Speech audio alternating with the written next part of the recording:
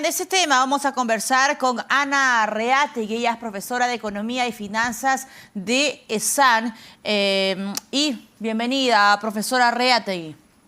¿Cómo estás? Mucho gusto. Un gusto saludarlos a todos. A ver, en principio hay que analizar este tema de la inflación que, a ver, en términos sencillos, creo que lo podemos explicar con la subida de los precios de productos y servicios que se registran en el último mes, de acuerdo a la información del INEI. ¿Por qué ha subido? ¿Por qué en marzo la inflación ha marcado 1,25, superando enero y superando febrero? ¿Qué ha hecho, digamos, cuáles han sido los factores que han empujado esta situación? Bueno, en realidad era de esperarse, no debería ser una sorpresa. ¿Por qué? Porque hay un efecto combinado.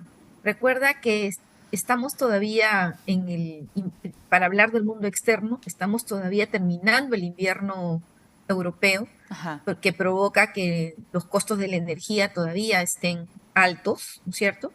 Y es algo que afecta no solamente al Perú, sino a todos los países del planeta. Y también es estacional el tema en enero y febrero, el tema de las lluvias.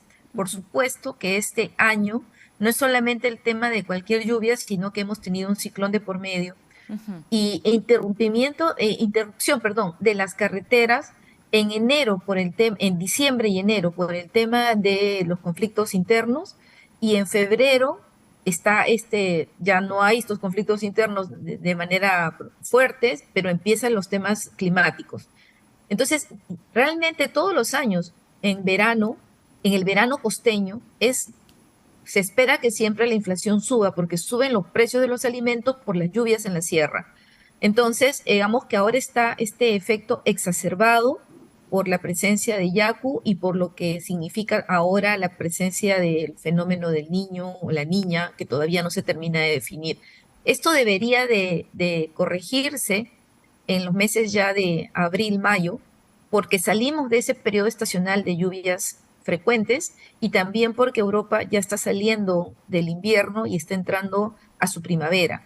Entonces, estaríamos esperando ya mejores números para los siguientes meses. Ahora, hay otro factor, me parece que marzo, si hay algo que caracteriza la inflación en marzo, es que se ve también empujada, profesora, por el tema de las pensiones, ¿no? El tema educativo marca siempre un Así hito, es, ¿no?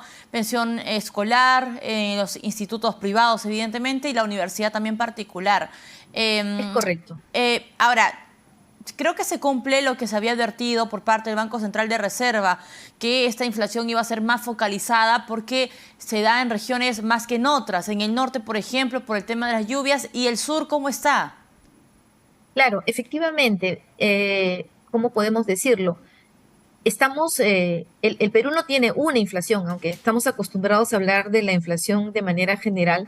No todas las regiones tienen los mismos números, ¿no es cierto? Tienen geografías diferentes, Por supuesto. afectaciones diferentes, conflictos diferentes, y efectivamente provincias o regiones como Madre de Dios ha estado sumamente golpeada. eh, y efectivamente, hoy día las vemos más bien con un sur, de repente un Puno que ya empieza a ceder en el incremento de sus precios. Igual debiera ser el Cusco, ¿no? Arequipa todavía la vemos un poco ahí entre que sí que no, pero debe de ir amainando. En el caso del norte, las cosas que más bien estaban un poco mejor antes, es probable que marzo e incluso abril todavía las veamos comprometidos con precios altos porque ¿cómo se dice? El abastecimiento es el que probablemente va a empezar a colapsar, ¿no? Podemos concluir también, profesora, que esta inflación se ha visto afectado por los fenómenos climáticos en el norte. Esa es Sí, la razón correcto. fundamental. Ajá. Son varias cosas, ¿no? Por un lado, mira, que ya venimos arrastrando problemas. ¿No es cierto? El tema de los conflictos, no creas que se pasa y ya se supera y nada, ya borrón y cuenta nueva. Eso va jalando stocks que se han comprado caros, por ejemplo, ¿no es cierto? El tipo de cambio ha estado más alto. Entonces, no hay un poco que los ofertantes son resistentes a bajar el precio. Eso todavía lo hemos visto en febrero, ¿no es cierto? Pero en febrero han empezado los efectos climáticos y se han acentuado en marzo, que ha coincidido además con lo que tú bien decías, que es la campaña educativa que no empieza en marzo, empieza en febrero. Claro. ¿No? Empieza en febrero, continúa en marzo, porque ya el 1 o 2 de marzo, dependiendo del colegio, los niños ya están ingresando al colegio. Entonces, los grandes compras de la parte educativa se hacen en febrero y una parte de ellas en marzo. Entonces, tenemos factores climáticos fuertes que superan lo normal. O sea, lo que quisiera decirle a tu audiencia es que es normal que los precios suban en el verano. Okay. Porque es la temporada de lluvias, es estacional. Es normal que los precios suban porque viene la campaña escolar. Entonces, ahí hay esos dos efectos normales, que es nuestra inflación subyacente, la de nosotros, ¿no es cierto? A esto se agregan los elementos externos que vienen de el incremento del petróleo, el encarecimiento del maíz, que ha provocado, por ejemplo, que el pollo por momentos suba muy fuertemente. Entonces, esos efectos internos y externos mezclados provocan que la inflación todavía tenga cierta resistencia, ¿no? Y no bajamos del 8, y no bajamos del 8. Entonces, lo que yo te decía era que ya deberíamos, ojalá que este niño o niña sean suaves, ¿no es cierto? Ya deberíamos esperar que, por el lado externo, que caiga el invierno europeo y entren a su primavera, van a hacer menos uso de energía. Que empieza a ceder. Empieza a ceder porque es lo normal, y empieza su primavera y necesitan menos calefacción, necesitan menos uso de gas y petróleo y carbón también. La situación podría, digamos, cambiar un poco de acuerdo a los efectos que pueda tener este fenómeno, el Niño costero y el fenómeno del Niño global, que ya se ha advertido para mediados de año y a fines de este 2023. Ahora, profesora, en términos muy sencillos, ¿cómo afecta una inflación por encima del 8%, como el que vemos ahora, a las familias peruanas? ¿De qué manera afecta su economía? Una muy directa, por ejemplo, son las tasas de interés.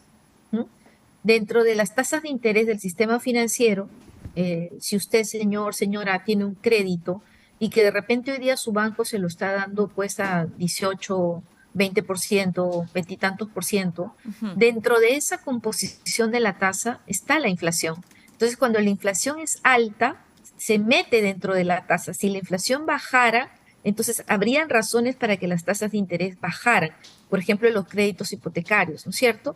Entonces, afecta directamente a las familias, afecta directamente a las empresas que hoy día están pagando tasas muy altas por fuentes de capital de trabajo. Entonces, estamos afectados todos. Si a las empresas les suben las tasas de interés, entonces se les suben los costos. Si se les suben los costos, entonces es probable que se sientan tentadas a subir los precios. Entonces, es una especie de referencia circular, ¿no? Entonces, la inflación no solamente es que me afecta a mí, uno lo ve como consumidor que va a comprar, también está afectando al productor. Y incluso debe quedarnos claro que hay otro índice que a veces no lo miramos mucho, que es el IPM, índice de precios al por mayor, que es cómo van los costos de los fabricantes. Y en los últimos meses, los meses anteriores, veíamos que los costos subían más que los precios. ¿No? Entonces eso va en desmedro de las ganancias, vamos a decir. Yo creo que eso también se está corrigiendo, el IPM está empezando a ceder, es una muy buena señal, y entonces al final uno dice, el consumidor siempre paga los platos rotos, ¿no? Y uno le dirá, bueno, a veces sí y a veces no, porque hay mercados en los que hay mucha competencia y los precios no se pueden subir así tan fácilmente. Pero hay otros mercados que son más cerrados, en los que sí, pues, el productor traslada al precio el incremento de sus costos, ¿no? Clarísimo. Entonces hay que tener mucho cuidado y creo que la ciudadanía siempre debe estar muy al pendiente de este indicador, ¿no? Exacto. Profesora, muchísimas gracias. Ana Reátegui, profesora de Economía y Finanzas de SAN, como siempre bastante clara y didáctica, ¿no? Analizando este último reporte que ha publicado el Instituto Nacional de Estadística e Informática respecto a la inflación del mes de marzo.